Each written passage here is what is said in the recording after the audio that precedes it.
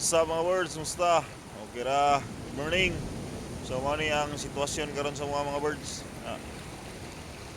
So, dire sa balay. Damage kayo mga birds na kan-kan ng ilalo man na. Tapos ang uban na mga gamit ra sa sulod anang balaya na naanod nga makina gamit sa balay. So, isa kasakayan dito kato. So, birds naanod dito. Ay naghikot na mo na. Oh, nalubong yun na siya. Pusog yun ang baha. Ibay kita na damage karon mga birds. Oo. Padayon lang gyapon daan kay sawa man mao gyud itong kinabuhi no. Importante ulay kinabuhi nga na damage. Damage karon.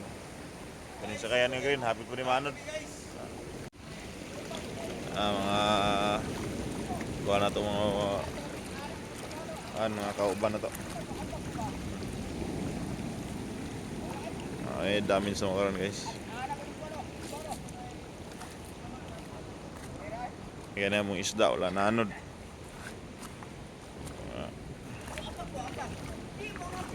So ito biga to gahapon, dili gito gagi oh. Sabi na ko ni kalma na to ng mga hapon, kaya ni aksyon naman siya kalma. Nibo, ilo mo po na pagkagabi hapit pa hinong ko madisgrasya kay pugos kog tabok niya.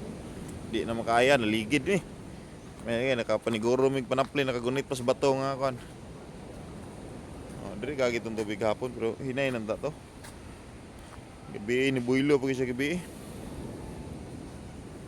Gamit na mo ipang gawas na lang mo sa kwarto. Ado kayo. Ay ako mag-ina kay nakabakwit na yan sa'yo.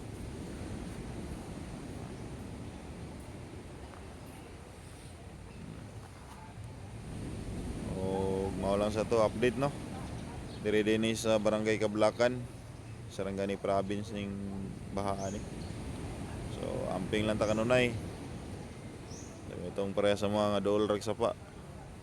So kailangan to magamping, magbantay-bantay kita di kita palabi og hinanok sa kay ang baha mo kalitra. Wala mao lang to mga pisa ta. Amping mo tanan, God bless.